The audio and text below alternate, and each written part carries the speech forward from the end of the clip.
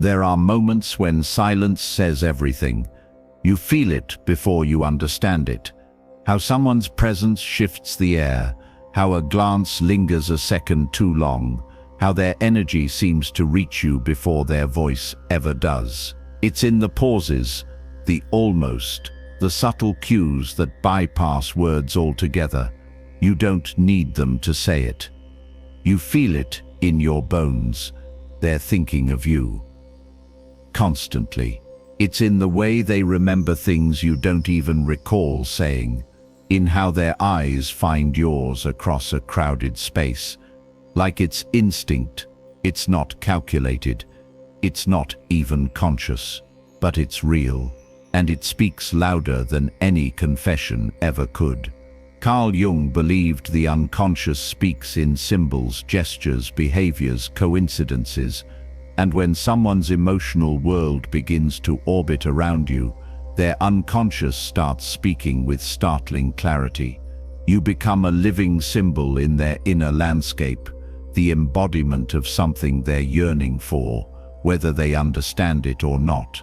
You can see it when they show up without being asked, when they offer their presence in moments when nothing is required of them. You can feel it when they tune into your feelings before you voice them. You can hear it, not in words, but in rhythm, attention, the careful way they exist when you're near. That's not strategy. That's soul. These are not gestures you can fake. The conscious mind might try to downplay, disguise, or even suppress what the heart knows, but the unconscious is fluent in truth. And that truth escapes in glances, tone, touch, proximity. In the thousands of quiet moments when someone reveals exactly how much space you occupy inside them. So if you've ever wondered whether you really are the center of someone's attention, the answer doesn't lie in what they say. It lies in how they show up when they don't know you're watching, in the subtle, unconscious choreography of affection. And that's what we'll uncover now, not in theory, but in real signs, in patterns, in the quiet language of the psyche. When someone thinks about you constantly, it's not always a conscious choice. More often, it's an involuntary movement of the psyche, subtle, instinctive, and quietly powerful. The mind doesn't decide to orbit you. The heart doesn't ask for permission. It just happens. Jung called this phenomenon projection, a psychological process in which we unconsciously assign our inner feelings, desires, or parts of the self onto another person. When someone is emotionally drawn to you beyond reason, they may not just be seeing you, they may be seeing themselves, or more precisely, what is missing or yearning within them. That's what makes it so intense and so confusing. But projection doesn't mean their feelings are fake. Quite the opposite. It means you've touched a part of them they hadn't yet named. You've become a mirror, reflecting something they've carried inside but couldn't see until you entered the frame. And when that reflection is powerful, their attention becomes constant, not because they're trying to think of you, but because a part of their psyche has already formed a connection. This kind of attention operates beneath language. It's why you come to mind during quiet moments, in the middle of the night, or when they're caught between thoughts. It's why they look for you in unfamiliar places, or why your presence suddenly becomes a part of everything they do, without effort or intention. And yet, it's not obsession. At least, not when it's healthy. Obsession demands, projection simply reveals. The difference is in how the energy flows. Is it about controlling you, or is it about being drawn towards something they don't yet fully understand? When someone thinks of you constantly in a balanced, emotionally honest way, they're not trying to possess you, they're trying to understand what your presence stirs in them. You've activated something, a memory, a dream, a forgotten version of themselves they've unconsciously been longing to reclaim. This explains why certain people impact us more than others. It's not about appearance, logic, or surface-level compatibility. It's about resonance, a deeper alignment of unconscious patterns. You enter their life, and something inside them wakes up. They start noticing things, their emotions intensify, their curiosity deepens, and you begin to live in the corners of their awareness, like a thread pulling them towards something larger than the self. But projection also comes with responsibility, especially if the person doing the projecting isn't yet aware of it. They may idealize you. They may interpret your silence as significance, or your presence as salvation. In those cases, their attention can become fragile, even volatile, because it's based on an inner image rather than who you really are. This is why Jung emphasized the importance of becoming conscious of our projections. He wasn't dismissing the magic of love or attraction. He was calling us to look beyond it, to recognize when we are seeing someone clearly versus seeing them through the lens of our unmet needs. So, what does constant attention mean when it comes from someone emotionally present and self-aware? It means you've become significant, not because you fulfill a fantasy, but because you reflect truth, because your presence aligns with something real and unfinished within them. Their attention is not about ownership or validation. It's about recognition. You'll notice it in how they interact with you, not just in emotional intensity, but in emotional consistency. They listen carefully, they remember, they adjust, they show up not to impress, but to understand. Their attention isn't loud, it's sincere. And when this form of attention is mutual, something powerful happens. You begin reflecting back parts of yourself you hadn't seen either. The relationship becomes more than a connection. It becomes a vessel for growth, a mirror in motion, a dynamic encounter between two inner worlds unfolding side by side. But even if the attention is one-sided, it still holds meaning. It still tells a story of something awakening. The key is to remain grounded, to honor the attention, but also question it. Are you being seen, or are you being projected onto? Are they connecting with you, or with an image they've placed on your face? Understanding this distinction doesn't ruin the romance, it deepens it. Because when someone sees you clearly, and still offers that kind of steady, unconscious attention, without needing you to be perfect, it means their feelings have moved beyond illusion. They're no longer lost in a dream. They've found something real, and that's where everything changes. Because now the attention isn't just emotional, it's transformative, not just symbolic, but conscious. You're not just someone they think about. You're someone whose presence calls something in them forward. And that's where the journey into the unconscious truly begins. The unconscious doesn't speak in words. It speaks in movements, in glances, in timing that feels too perfect to be random. When someone thinks of you constantly, their body becomes a silent messenger for feelings they haven't yet put into language. You see it in the details, the ones they don't even notice about themselves.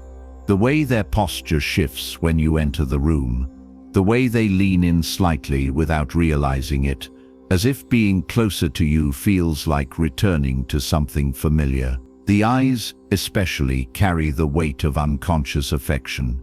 They search for you, not just to confirm you're there, but to anchor themselves. Your presence offers orientation in a world that feels unspoken but deeply felt. These are not grand declarations, they're fragments, micro-expressions, small, instinctive gestures that reveal far more than polished words ever could.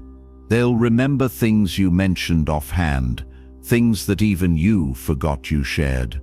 A childhood story, a preferred tea, a moment of silence you didn't know was sacred. When the unconscious is emotionally attuned to someone, it records everything, not to manipulate, but because it's invested. Their attention isn't mechanical, it's emotional, it's involuntary. Their psyche is imprinting you onto their inner world. Touch is another powerful expression. Not always romantic, sometimes it's so subtle, it slips beneath notice. A hand grazing yours when words fail, straightening your collar, brushing lint off your jacket, resting beside you without speaking. These gestures aren't calculated. They're driven by something deeper, the unconscious desire for closeness. Jung believed the body follows the soul's longings before the mind catches up. So when physical nearness feels like comfort rather than strategy, pay attention. That's the soul reaching. Even nervousness can be revealing. The trembling voice, the sudden loss of words, the over-explaining, or on the other extreme, the hyper-focus, the exaggerated charm, both can stem from the same root. A lack of control in the presence of someone who matters. The unconscious doesn't do performance well. It cracks the surface of composure when something sacred is near. If someone is unusually composed with everyone else but different around you, watch that. That shift is the truth. There's also the phenomenon of synchronicity, what Jung called meaningful coincidence. That moment, they appear just as you're thinking of them. That message that arrives right when you need comfort. It feels accidental, but often it's the unconscious at work, bridging inner awareness with external reality. These moments don't prove love, but they hint at a psychic connection where emotional rhythms align. One of the most telling signs is presence without need. When someone chooses to be near you even when there's no clear reason to be, they are showing their affection in its purest form, not for gain, not for show, simply to be close, because proximity to you makes them feel more themselves.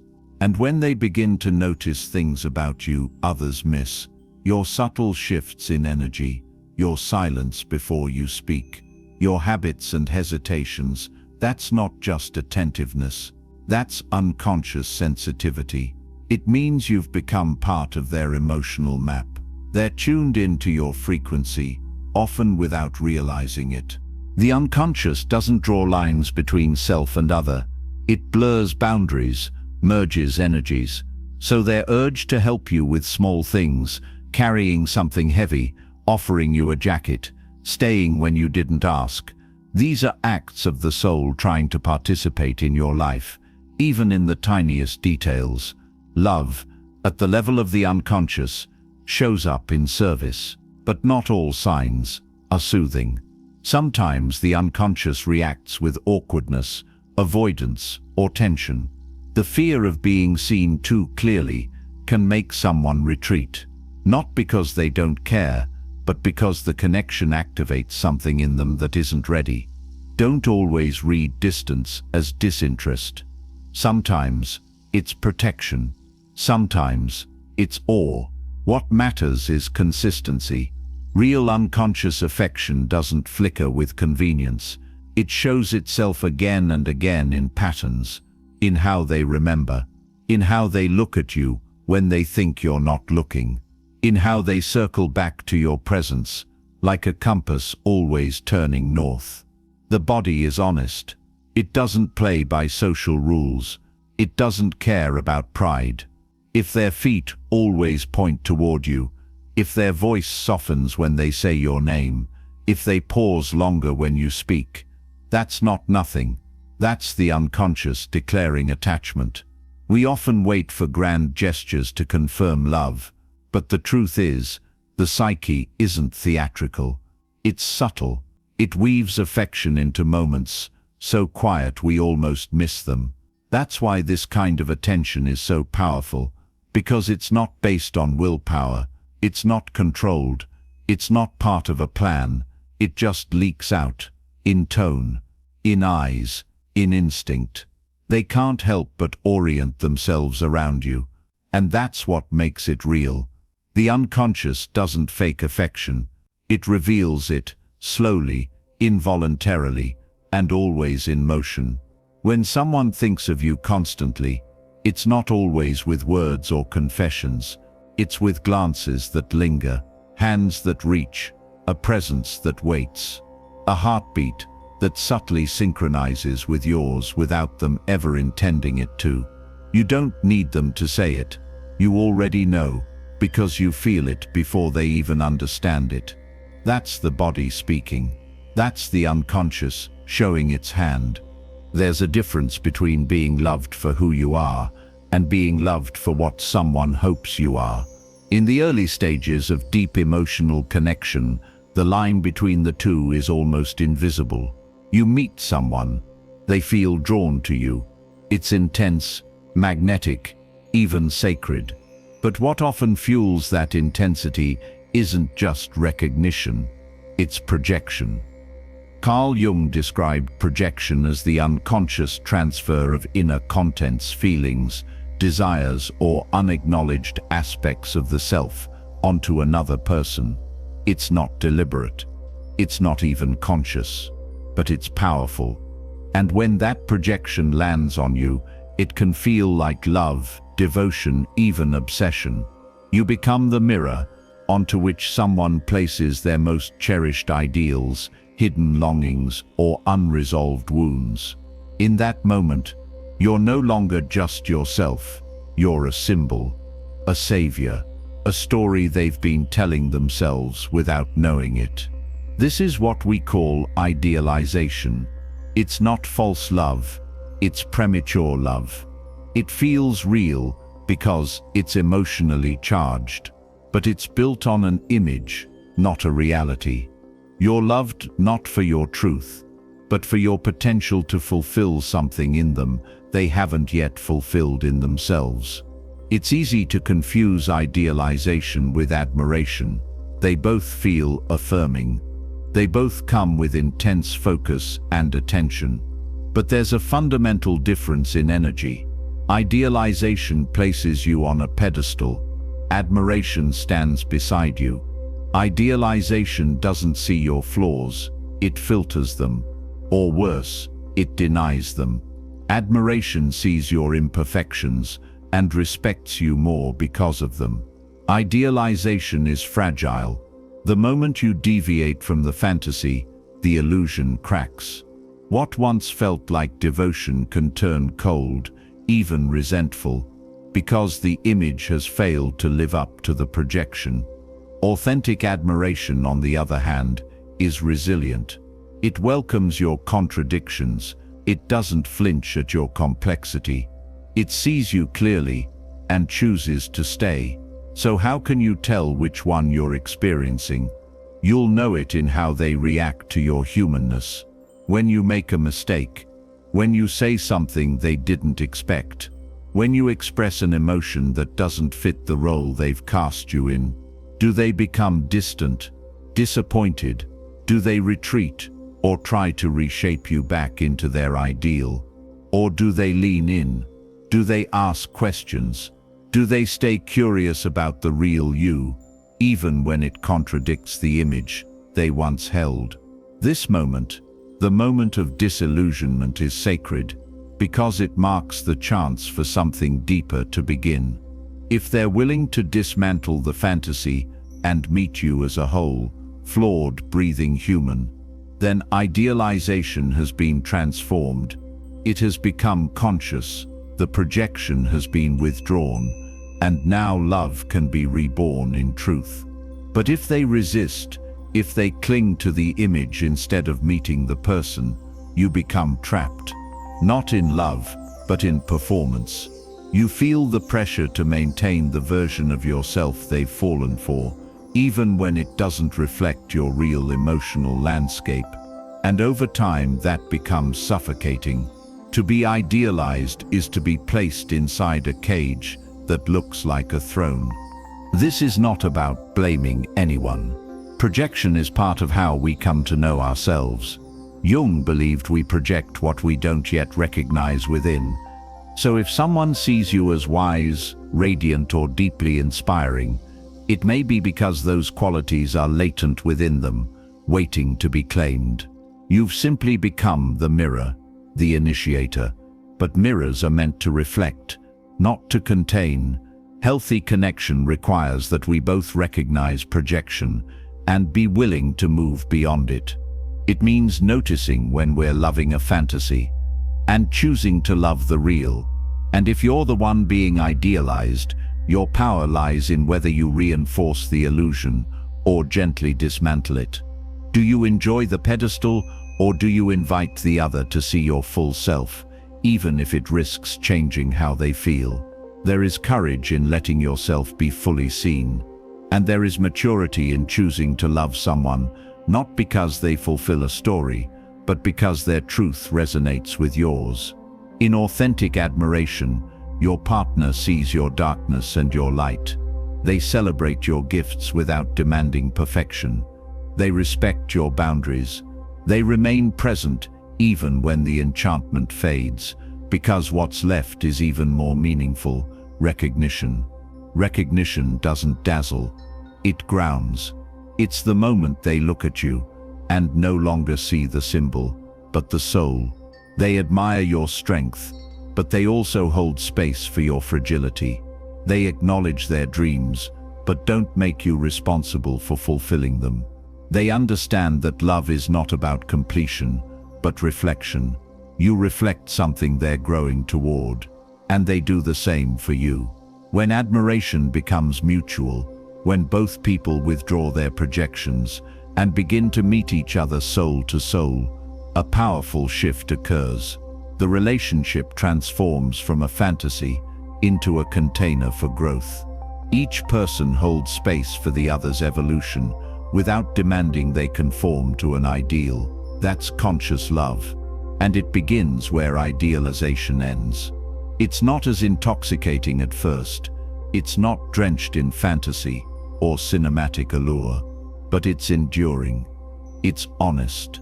And it has the power to grow with you, not in spite of your imperfections, but because of them. So if someone thinks of you constantly, it may be projection, but if they continue thinking of you after seeing your full humanity, then it's something more. It's recognition. It's resonance. It's the beginning of something real. And in that space, you are no longer a symbol. You are seen. You are respected. You are loved. Not for what you represent, but for who you are. And that is where admiration becomes transformation. When someone thinks of you constantly, you're not just occupying space in their external world. You're taking root in their inner one. You become more than a person. You become a mirror, a reflection of something stirring within them, often long before they understand what it is. Carl Jung taught that our unconscious minds are not isolated. They are archetypal, patterned by shared symbols, emotional blueprints, and universal inner figures. And when someone begins to feel a powerful pull toward you without fully knowing why, it's often because something deep in them recognizes you as part of their own journey toward wholeness. This recognition isn't always logical. It doesn't follow a script. Sometimes the attraction feels sudden, disproportionate, even confusing. But the truth is, they're not just responding to you, they're responding to what you represent, to the part of them you illuminate. You might reflect strength they've suppressed, softness they've forgotten, curiosity, ambition, vulnerability, creativity, or calm. You might awaken something they didn't even know was dormant inside them. And this is where the mirror effect becomes transformative, because what they feel toward you isn't just admiration, it's resonance. A part of their unconscious sees you and says, "This is what I've been missing," not in a needy way, but in a revealing one. You are the symbol through which their own shadow, their own potential, or their own longing begins to surface. This effect is especially vivid through what Jung called the anima and animus, the unconscious feminine in a man, and the unconscious masculine in a woman. These archetypes are not about gender roles but about inner balance. We all carry both, and we often project these figures onto others, particularly those we are emotionally drawn to. When someone sees you as radiant, nurturing, mysterious, or emotionally wise, they may be projecting the anima. When they see you as strong, decisive, passionate, or intellectually clear, they may be projecting the animus. In both cases, they are not just seeing you, they're seeing an internal energy seeking integration. You are, in essence, a symbolic figure in their psyche's quest for balance. But this doesn't mean you're just a fantasy or a figment. It means you have touched something real, something sacred. It means that your energy, your presence, your way of being has aligned with a deep inner archetype, and that alignment has meaning, not just romantically, but psychologically.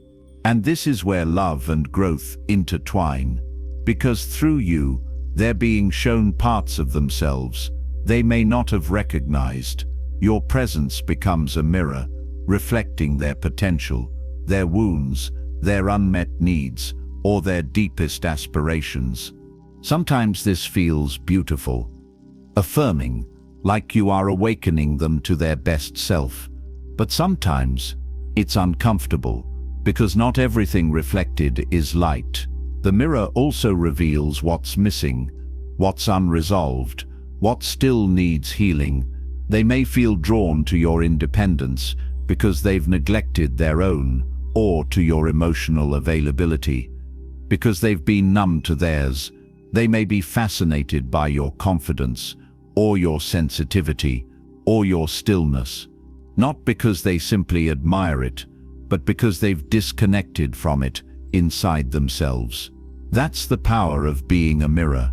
You don't just reflect who they are, you reflect who they could be, who they fear to become, who they've forgotten, and whether they're aware of it or not, being around you becomes a process of self-reckoning.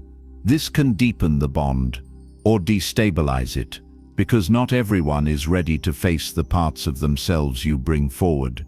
Some will lean in, moved by the clarity of what you show them. Others will withdraw, unsettled by the intensity of that reflection.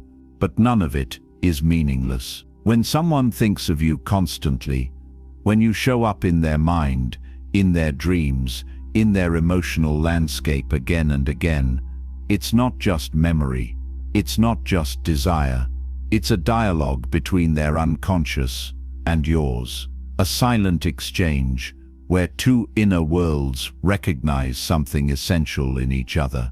In this sense, your connection becomes less about what happens between you and more about what is awakened because of you.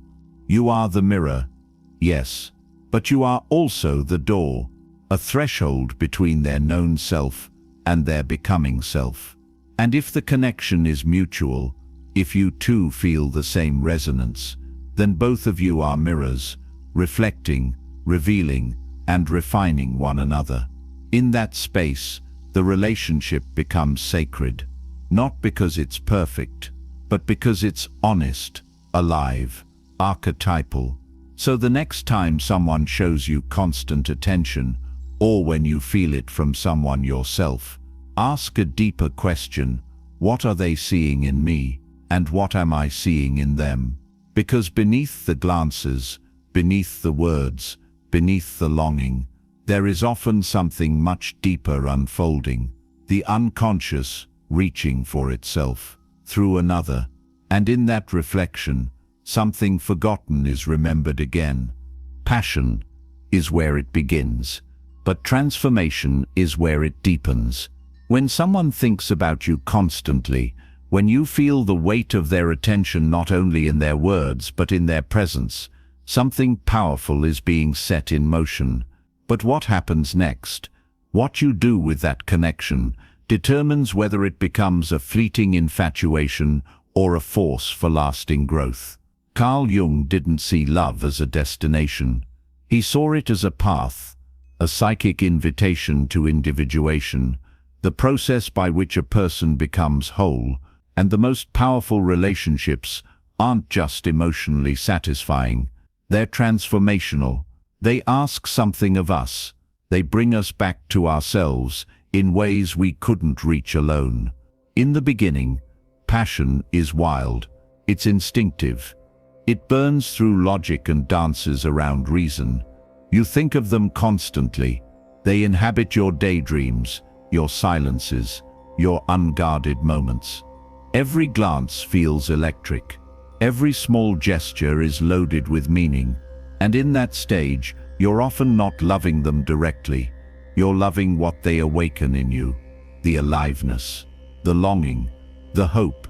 But passion, left alone, is unstable. It surges, it crashes, it thrives in mystery and dissolves under routine. That's where many relationships end, caught in the fire of the beginning, never crossing into the deeper, quieter layers of connection. Transformation happens when passion evolves, when the fire is tended, not just worshipped. When you begin to see the person, not just the projection. When the desire to possess gives way to the desire to understand. That's where conscious relationship begins. A conscious relationship doesn't deny the intensity, it honors it, but it also asks deeper questions. Who are we, beyond this magnetism? What in me is drawn to you, and why? What are we mirroring for each other? What parts of our inner world are being activated, not just through attraction, but through friction? Because where there is growth, there will be friction. The unconscious, when stirred by love, doesn't always respond with peace. Sometimes it reacts with fear, with defensiveness, with control. The more important someone becomes to your inner life, the more likely they are to press against your deepest wounds. And this is not a flaw of the relationship, it's the beginning of its power. Jung said that the meeting of two personalities is like the contact of two chemical substances. If there is any reaction, both are transformed.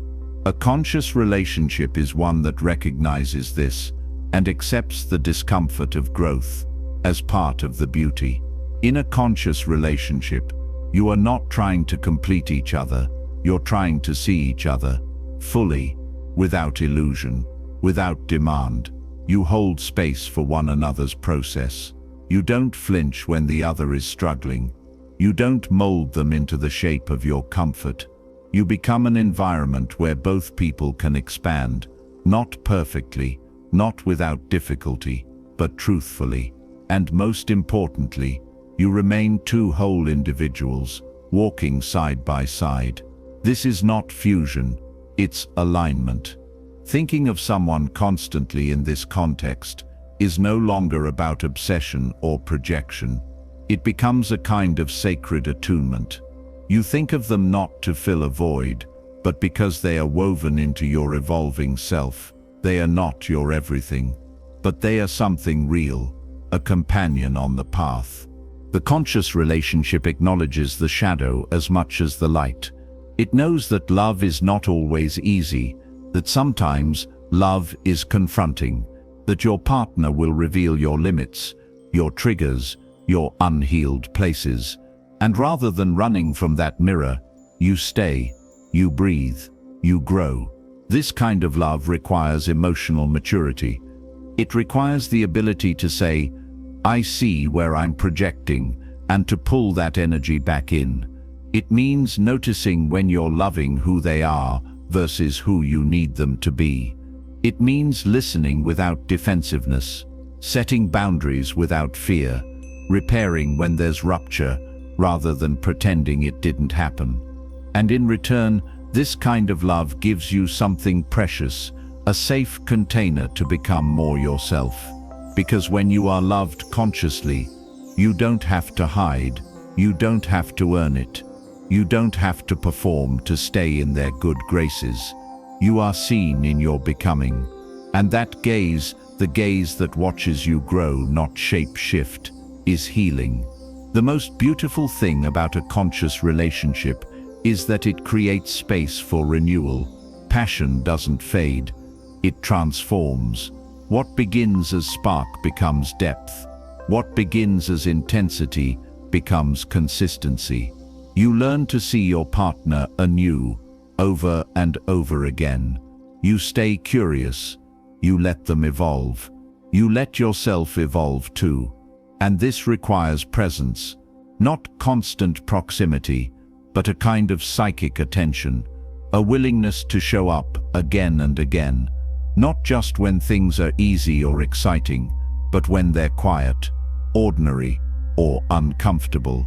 A devotion not just to the relationship, but to each other's truth.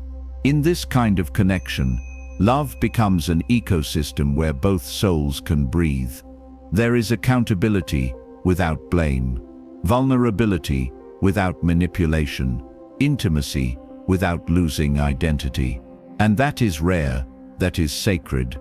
So if someone is thinking about you all the time, and if that attention translates into steady, respectful, emotionally honest presence, it may mean more than just infatuation. It may be the beginning of something conscious, something rooted, something transformative. Because when passion matures into awareness, it creates the conditions for real love. Not just love that excites you, but love that expands you. And that is what we are all really seeking. Not just to be desired, but to be seen. Not just to be wanted, but to be witnessed in our becoming. Conscious relationships don't guarantee ease, but they offer meaning. They become alchemical spaces where two people awaken parts of each other that would have remained dormant in isolation. And as you grow in that space, the bond deepens, the fire doesn't disappear, it stabilizes, it warms rather than burns. It becomes the hearth you return to, not because you need it to survive, but because you've chosen it as a place to thrive. In the end, love that transforms us is not the love that overwhelms us. It's the love that meets us. Repeatedly, courageously, tenderly, over time. And when you find that or become that for someone else, you're no longer just part of a romance. You're part of a soul's unfolding. Not all connections are meant to last forever, but some are meant to change you forever. When someone enters your life and you feel yourself shift, subtly, completely, without warning, that is not a coincidence. That is a call. Love in its highest form is not just an emotion, it's an invitation. To grow, to remember, to awaken to something inside you that was waiting for the right mirror to reflect it back. Carl Jung believed that every significant relationship has a psychological and spiritual purpose. We don't just meet people randomly, we meet them because, consciously or not, our souls are ready for a new chapter. A part of our unconscious is ready to move, ready to integrate, to evolve, to bring shadow into light, and love, when real, when resonant, acts as a catalyst. This doesn't always feel peaceful. In fact, the most transformative love often begins with disruption. You start to see yourself more clearly. You feel exposed, open, raw. You begin questioning old narratives. The emotional safety you once clung to might feel shaken. Why? Because something in you is waking up. This kind of love doesn't just validate who you are. It reveals who you're becoming. When someone thinks of you constantly, when you feel their emotional presence in the quietest moments of your life, it may not be because you've completed them, but because you've activated them. You've touched a part of them that has been asleep. You've become the bridge between their past and their potential. And if the connection is mutual, if you feel the same inner spark, then you're both being called, not just to each other, but to yourselves. This is the moment when love becomes sacred, because now it's not just about companionship or attraction. It's about becoming, about moving toward wholeness, not as a pair that fuses into one, but as two souls walking parallel paths that illuminate one another. You begin asking better questions. Who am I when I'm with them? What parts of me feel most alive, most seen, most afraid? What is this love asking me to face? What is it asking me to heal? These questions are not easy. They are not romantic in the traditional sense, but they are the soil of transformation. Because when love becomes a catalyst, you stop looking outward for answers. You begin turning inward. You realize that the person you're drawn to is not your destination. They are your mirror, your initiator, your threshold into a deeper relationship with yourself. And that's the paradox of this kind of connection. It's about the other person, but it's also about everything they awaken within you. Sometimes these relationships last. Sometimes they evolve together. Other times they burn brightly, serve their purpose, and then dissolve. Either way, they are never wasted, because their impact lives on inside of you. Because once you've been called in this way, you can't return to sleep. The psyche remembers. The unconscious doesn't forget the hands that pulled it closer to the light.